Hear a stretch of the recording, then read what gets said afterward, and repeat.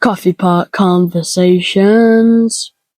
Bonjour et bienvenue to Coffee Pot Conversations, the podcast that aims to give you that something a little bit different of Paris. My name is Paul, and I'm here to try to show you Paris like a visitor, not a tourist. So, grab yourself a coffee, settle in, let's enjoy Paris together. Yep, bonjour et bienvenue to Coffee Pot Conversations. My name is Paul, and I am here to welcome you to Coffee Pot Conversations, episode 6.2, Molière. So, what can we discuss so far before we get into the actual Coffee Pot conversation? Well, this is the part when people either like or they dislike, not just my podcast, other podcasts. Do people want to know what I've been up to? Probably not, but I'll tell you anyway, because I need an extra 5 minutes just to pad out the episode. So I've been coding using AI. It wasn't great at all. It was an experience that, it needed to be done. I haven't done coding before. I've used AI in different ways, but this was something that I thought, you know what, I've got no time on my hands. Let me just make matters worse. So I spent 2 weeks just working through AI coding for language. Maybe I need it for language apps. It was French and Italian, because never wants to learn Italian. I obviously still want to learn French. And yeah, I had 2 ways of doing it. One was through a more high-tech way, which just made it so over the top. It looked like it was heavily academic. Didn't like it. And then the other way I did it, it started not to work. So I thought, you know what, I'm just going to give up and stick with playing chess on Duolingo. So that's pretty much been it. I did actually manage to get a little app using through Google, so I use Google Sheets and Gemini, and I worked through extensions and stuff and managed to get it up online, and then built a little app around that. It's not really an app, it's just a downloaded shortcut, but no one cares because this isn't about Paris, is it? Or is it? Oh. So anyway, that's pretty much it. Yeah, so it's now over to Paul with the news. Paul? Paul? Paul?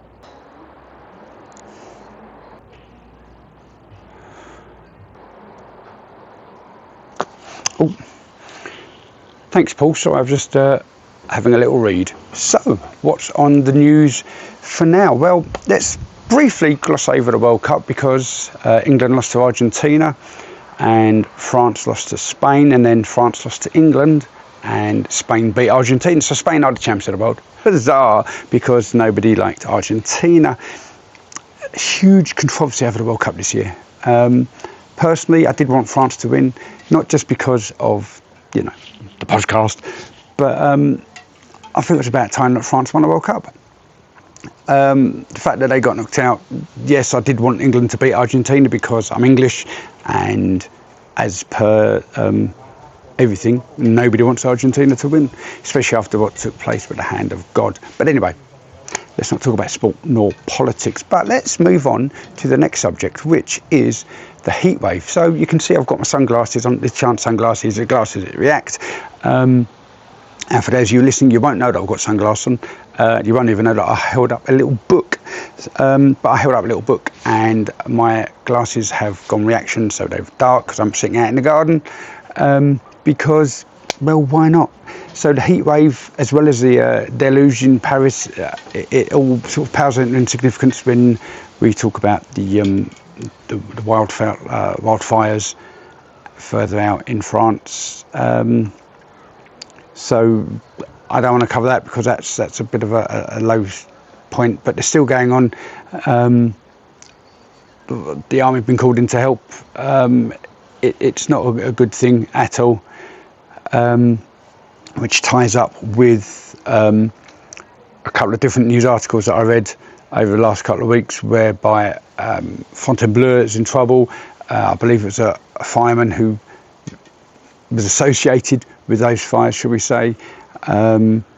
It's not good. It's horrific, really.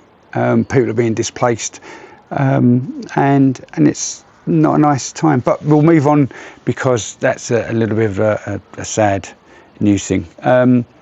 Although we are expecting more rain and another heat wave, but it's come out for August, so it's to be expected. But what is also to be expected is the Apollo Gallery in the Louvre is reopening, but without the crown jewels. So aside from the ones that got stolen, aside from the ones that were found and busted up, that was the crown. The Apollo Gallery is reopening, and I'm not going to say it's my favourite room in the Louvre, but it probably is. And I didn't actually realise it was that one until I started looking. But it's the one where you walk in, the ceiling is absolutely amazing. And all around the outside, that's sort of where the wall meets the ceiling, you've got the star signs, which I always look for when I go in there. And then just lower that, you've got the Kings of France. So honestly, if you go to the Louvre, you're going to see the Mona Lisa, and you're going to see the other bits and pieces that everyone goes to see. And whilst you're not looking at the crown jewels, this room, the Apollo Gallery, is honestly, it's absolutely amazing. I've not been to the Michelangelo one, the Sistine Chapel, so I can't compare it. But this one's pretty cool. Don't know much about it. May even... No, I won't. I'll leave that to the experts to do an episode about the Apollo Gallery. But yeah, you never know. It may be brought up in other episodes somewhere along the line. Moving on, I'm going to leave that article. Oh, I'm going to leave that one as well. So we do have the Cinéma en plein air de la Villette, starting July 22nd. That's already happened, and it runs until August the 16th. So that's the outdoor cinema in the Parc de Villette. We have, it's free for kids and adults, and they do two showings, I think 6 o'clock and 9 o'clock. 6 o'clock is like the children family viewing, and the 9 o'clock's the not quite so children viewing. I don't know what's on there. I've not looked that far because I'm not going, but I have signed up to a cinema that is local to me when I'm here over in London, and it's called Lumière, of all things, which is why I've signed up for membership. And they're doing some not just your big blockbusters, they do other films. All right, yeah, I'm going to see the Odyssey at some point. I'm going to see the new Spider-Man as well. But they a couple of weeks back, I don't know if I mentioned it, I probably didn't. I might well have done, Liaison Dangereuse. It was a theatre production with Leslie Manning, who I remember from when she filmed Mum, set down in Chingford over in East London. And since then, she's actually been done quite a lot, which is it's good for her. She's sort of hitting that older generation style of lady, but the fact she's doing acting, voicing, and theatre work, I think is absolutely brilliant. It's a nice way that the film industry is developing roles and utilising people. I know that the film Dangerous Liaisons had Glenn Close, so she was that little bit. Well, she wasn't even that old, really, was she? Glenn Close in the 80s. But anyway, so that was that. But so moving back, we have. I'm going to mention about Google AI because, well, I'm going to mention about Google. So Google are going to start, we've had it over in England where you type in a question, when does the metro open? I don't know. And it will come up with an AI section right at the top, rather than going straight through to your regular sponsored search items, then your normal search items. It goes into an AI mode whereby you then enter AI questioning, so you can have a conversation with it. Which is good, but it's hitting people who are paying for sponsorship clicks, and they're not getting those, and adverts and stuff, and it's not happening, and it's sort of pushing things further and further away from real life people. So, for instance, best cafe in Paris, it would have thrown up 5, 10, 20 different results from different people running different narratives. So there will be podcasters, there will be influencers, there will be Instagramming side of things, there will be travel sites. It's all now been pushed down forget your sponsorships and your advertising. It's now gone straight through to AI. Well, AI suggests, and it gives a little bit of a link as to what where they're sourcing the ideas from. France aren't particularly happy. Not many people are particularly happy about this. But what doesn't help is that OpenAI, so I'm just looking down at my notes, OpenAI took over a company called Hugging Face, which is actually an AI company. So AI infiltrated an AI company, which again isn't great. And I think riding off the back of that, there's a big court case taking place as well. And I don't remember what that's about. I should have read up more on it, but to be brutally honest with you, I'm a little bit tired, so I didn't bother. That's it. Can't get more honest than honest. Yeah, so there's a big whole thing about France, Google, AI, which is a little bit worrying as well, because Paris was really hitting hard on the old AI side of things, sort of Silicon Valley, but the Parisian side of Silicon Valley, Valley Silicon, I don't know, I made that up. But what it did do for me, AI, it brought up the canicule, which is the heat wave. I didn't know what that word was, and as I'm reading stuff and doing my own AI bits, it popped up with the canicule. So there you go. I wouldn't have learned that without AI. So there we go. And it didn't infiltrate the podcast.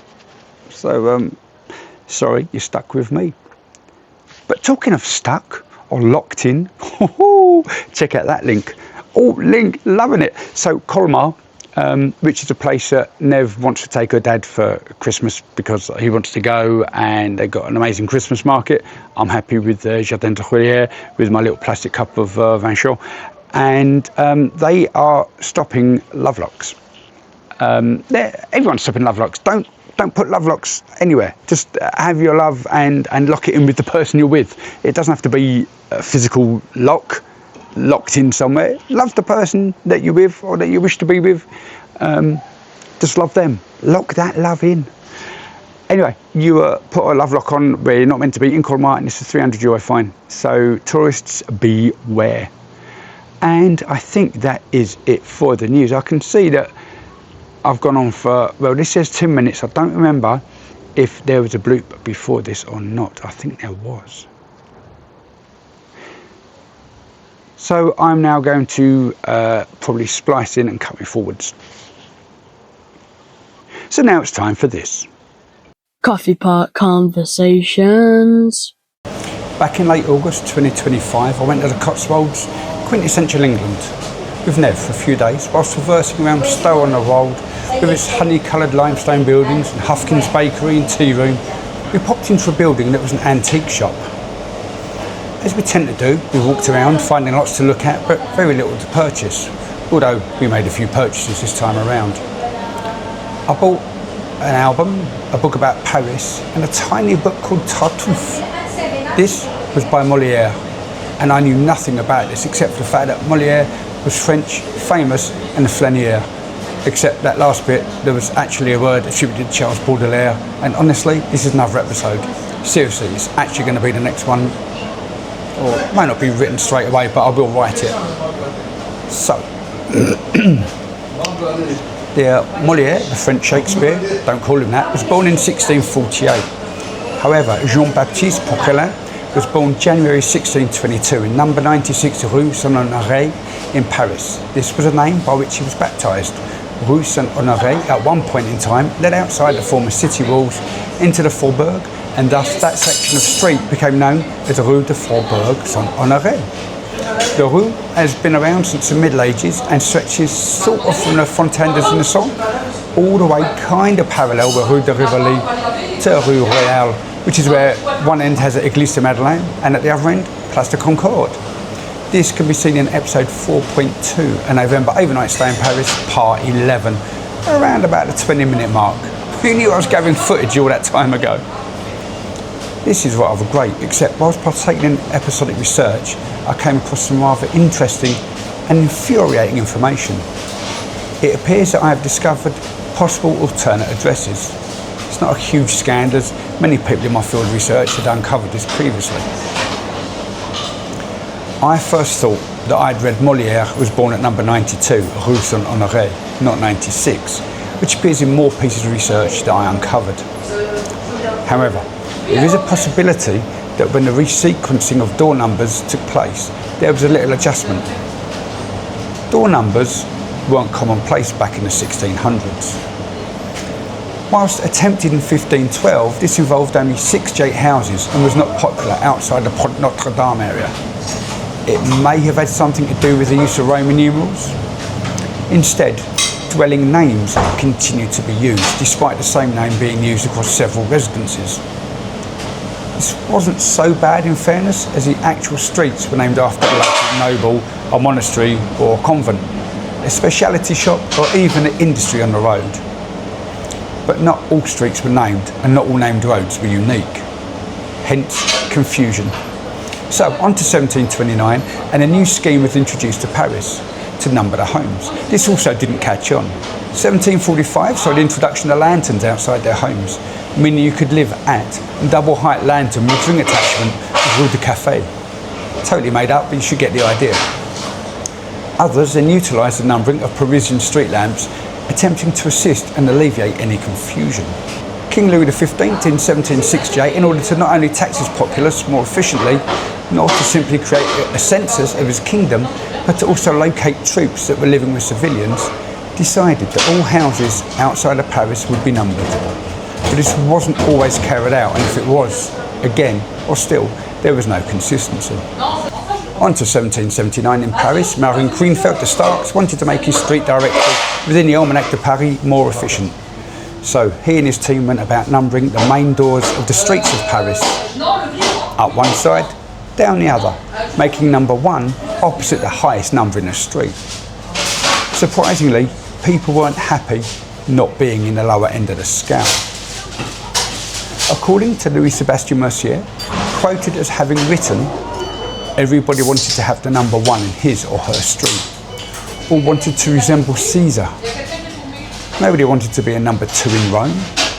If a noble entrance gate would be numbered after a common workshop, this would imply a pinch of equality to be watched out for. But this didn't last long anyway, as the French Revolution started. Paris was carved up into 48 sections and street names were changed. Whilst all the homes were numbered, as to the rules of each district.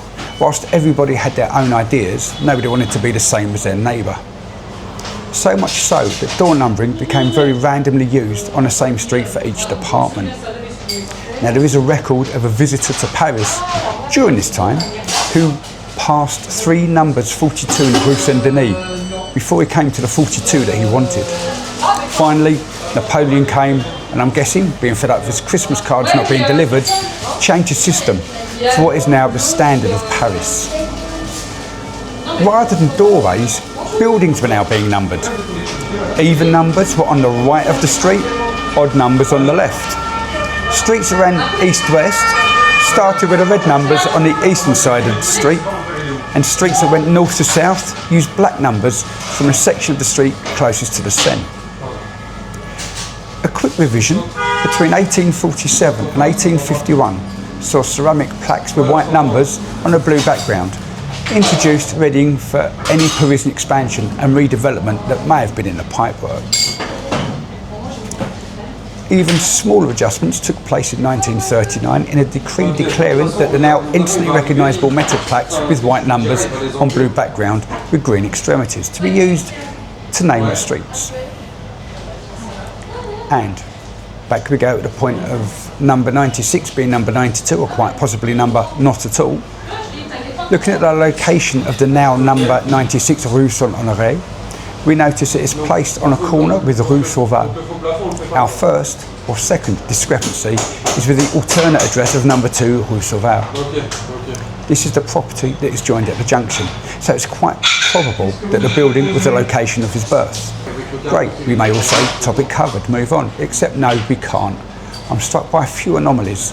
Not surprisingly, the first is Molière's date of birth. Virtually every piece researched in a scholarly fashion states that he was either born on the 15th of January or he was baptised on the 15th of January. This could mean he was born before then. As a point of personal interest, Molière was baptised in the Église Saint-Eustache, my favourite Parisian church. Digging a little further, I did come across a record stating he was born and baptised on the same day. Having been born at Maison des Cygnes, this set of records, however, also states Molière's daughter, Marie-Madeleine Esprit-Poquelin, was born on the 3rd of August 1665, with her baptism the following day. Molière was born and baptised on a Saturday, whilst his daughter was born on a Monday and baptised on a Tuesday. A timely difference because of the time of birth? Who knows, with records dating back over 350 years. Time is a whole other episode, not just simply based around the rose line of the Da Vinci Code. Digression over, and the possible alternate address of being on Rue Sauval shows us the street was named after French historian Rue Sauval. He lived between 1620 and 1670, and typically nothing is ever straightforward for me when I'm digging around. So who was Henry Sauval? For starters, he was quite possibly born in 1623 and died in 1676. Not only a difference between what is stated on the street plaque, but it's very ironic. Henri Sauval was a lawyer in French Parliament, a traveller, an art lover, an avid fan of architecture, and most importantly, and ironically, a socialite. This enabled him to witness the customs of his time. He wrote Paris Ancien Moderne, although it remained unprinted for a while, even after his death. His partner in writing, called Bernard Rousseau, managed to get it out to the masses under the title Histoire et Recherche des Antiquités de la Ville de Paris. Not such a catchy title. His works included deep dives from archived documents that are now long since lost or destroyed. Strangely enough, some of his work was criticised for being uneven and having digressions. Before rejoining the main current subtopic of Molière's birth, another work of Sauval was titled La Chronique Scandaleuse de Paris or Histoire des Mauvais Lieux, translated, from my poor pronunciations, to the Scandalous Chronicle of Paris or History of the Wicked Places. Picking up the ironic part of the section, an historian dealing with archival documents has his birth and death misrecorded on the plaque of the street that named after him. And that's proper irony, not Alanis Morissette irony. Back to Molière, and his second point of birth interest is located 31 Rue de Pont-Neuf. At this location, on the wall with an elaborately carved dedication and bust stating J.B. Poquelin de Molière, cette maison a été bâtie sur l'emplacement duquel est naquit l'an 1620. Roughly meaning, this house was built on the site of the one where he was born in 1620. Why the confusion? Simply because the homeowner at some point thought it would be a good idea to have this installed. And they were allowed to, so why not? The comedic inaccuracies that we face so far. Right, we know roughly where Molière was actually born, or Jean-Baptiste Poquelin to be exact, but who actually was this chap? What's his contribution, and why do an episode on him? In short, seriously, Molière was, as we know, born in Paris. He was educated at the Collège de Clermont and obtained his degree in 1642 from the University of Orléans. His father purchased a title of court upholsterer, and if theatrics hadn't caught the imagination of Molière, it would have been his inheritance. We can blame his granddad for this. He took him to see a play at Hôtel de Bourgogne, and within a year of obtaining his law degree, he upped his educational sticks to join the Illustre Théâtre group. He toured around France after their failure in Paris, and they joined Charles de Fresne's travelling troupe, and with the patronage of the Prince of Conti, Armand de Bourbon, godson of Cardinal Richelieu, they enjoyed much recognition and popularity. I'm not saying it was down to Armand and his introduction to the court of Louis XIV via Philippe I, Duc de Orléans, that Molière first performed at the Louvre. Still a royal residence at this time. But it was through this and the sharing of the Petit Bourbon Great Hall, the Comédie de l'Art, that brought Molière and Tiberio Fiorelli together. It was in October 1663 on the 14th that Molière staged and directed his own play, Le Versailles Impromptu, in front of King Louis XIV. Molière was an actor and a director, but also a playwright, and it is this for which he will be remembered most. It was the amalgamation of the comedy types that helped put Molière on a pedestal of which he sits. The more polished, socially observant character-based humour tended to expose the hypocrisy, vanity and pretension in all the more prestigious classes. Disguising his demoralising attitudes toward the nobility, bourgeoisie and clergy under wit and irony, he managed to get his plays either heavily censored or banned. No more noticeable was this than the plays Don Juan and, more significantly for this episode, Tartuffe. The title of the play comes from the main character, Tartuffe. The etymology of the word is from the French, meaning hypocrite, from the Italian tartufo, truffle. The influence most likely from Fiorelli, the actor from Comédie dell'Arte. The word has since become an underused synonym in both English and French, and it's much more than a simple hypocrite.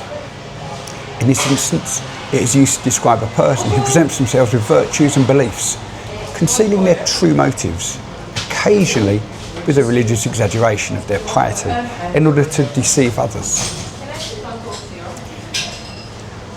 Like Shakespeare, many of his words and phrases have made it into common parlance, and his plays are still studied and regularly performed, making them a part of the cultural education in France. This assists with the definition of classic French theatre. After Molière's death, the Comédie Française was established. His company of actors joined with another company performing at the Théâtre Guinégaud, and with that group, another merger took place. Taking in the troupe that were playing at the Hôtel de Bourgogne, and the formation of the only professional French company to play Paris was now in place. I've not read my little version of Tartuffe as, well, it's too small to read without breaking the spine of the 2-inch book. Also, I'm currently reading 3 books about Paris and can't split my time between those and everything else that's going on.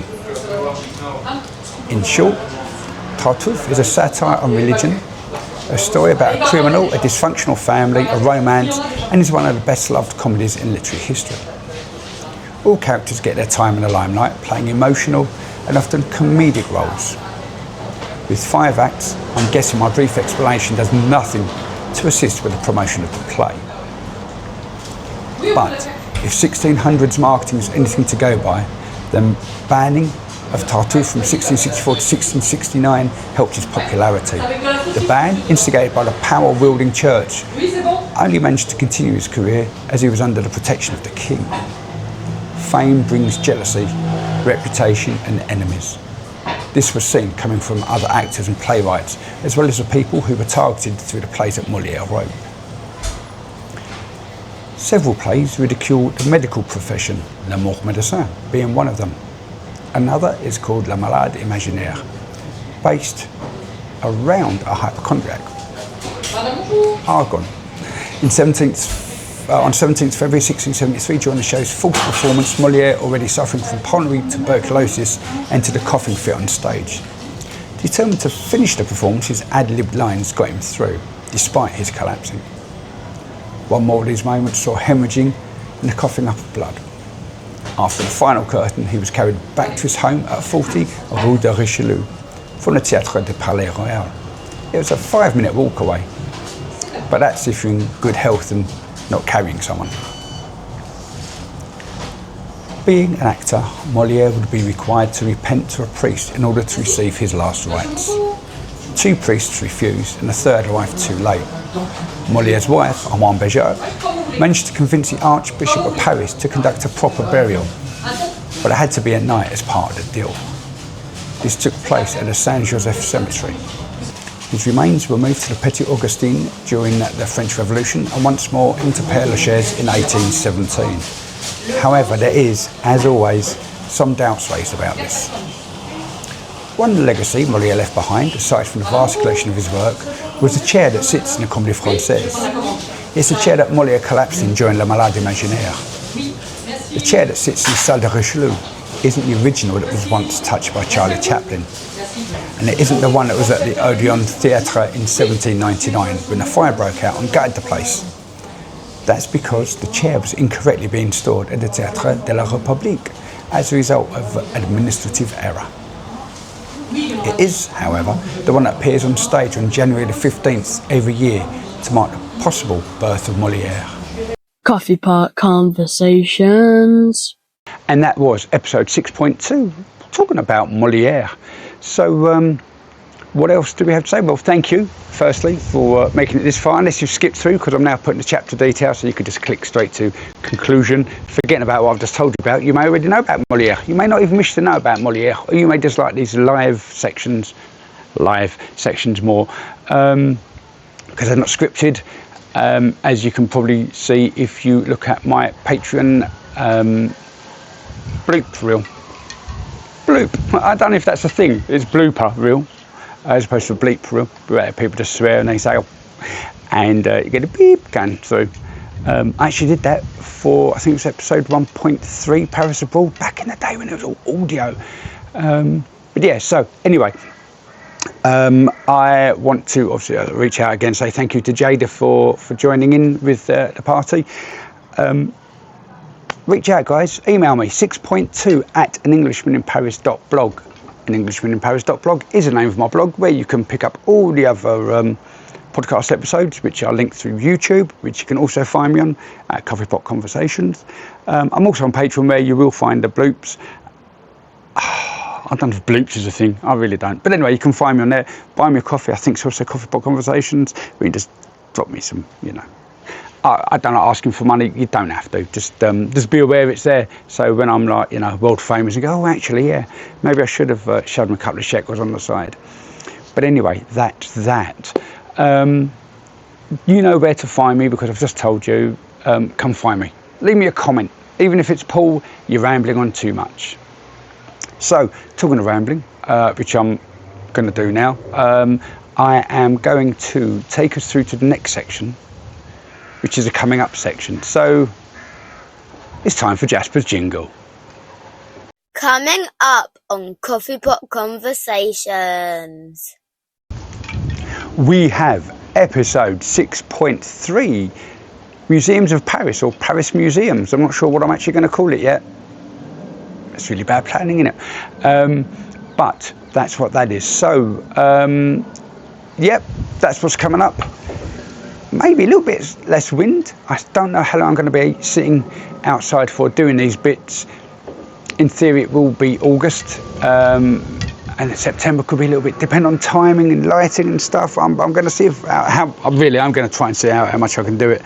It's going to hinder me in times of term, but you know what? I may not have, for those of you watching on YouTube, may not have all this shiny forehead by then. Well, that just disappeared really quickly. And that's that. So we will hopefully have a special guest returning for just a little bit of a conversation at the end of 6.3, talking about a couple of museums that they've visited. Now, who will it be? I'll give you a couple of hints. It was a woman, all right, and she was on the first episode. And she's also helped me with a couple of interviews as well. There we go. But this time we actually get to see her vocalising, which I've not done that with this sort of setup before, so that's going to be rather exciting. I've got a week and a half to get that recorded in, so fingers crossed. I'm actually, for those of you watching, well, you're not going to watch, but I've got a little monitor at the bottom of the screen, which you're not going to see. And it monitors the volume, which is from here. This shouldn't have been in the coming up section at all, should it? This should have been right at the beginning. But anyway, because the way I'd normally do stuff is I record using a teleprompter, which I'm not using, but then when I use a microphone connected to this phone, which is a Cubot P90 of all things, who? I don't know, I just bought it cheap on Amazon because it had a good front camera and a little bit on the back that made me look quite, yeah, I don't know what it made me look like. It made me look like I just bought a cheap phone from Amazon. But anyway, so when I was in Paris in May recording for the season, I was connecting the microphone DJI. No, it wasn't a DJI Mic Mini 2 in them days, or was it? I'd got the DJI Mic Mini 2. I went to Paris and I tried recording, connecting, and when I wasn't using a teleprompter, it didn't work. That's right, I couldn't connect to. Actually, I'm going to save that for the best bits. So coming up, 6.10, the best bits. There we go. Now becomes the outro and the awkward section of whether I say, after the intro, Rory, it's over to you, or do I then wait till the outro's finished, come back and say, Rory, it's over to you, and then Rory does his bit, Or do I just not do that anymore and just play Rory's jingle? You'll have to wait and see. Thank you for tuning into Coffee Pot Conversations. I hope you enjoyed the episode. Don't forget to like, follow, subscribe, leave a review, make a comment on whichever platform it is that you use. If you're more of an email kind of person, email me, coffeepot@anenglishmaninparis.blog, or follow me on Instagram for some photos @anenglishmaninparisblog. Worst case, read my blog, anenglishmaninparis.blog. Until next time, keep the coffee hot, the pot warm, and the conversation cool. Rory, it's over to you. Coffee Pot Conversations.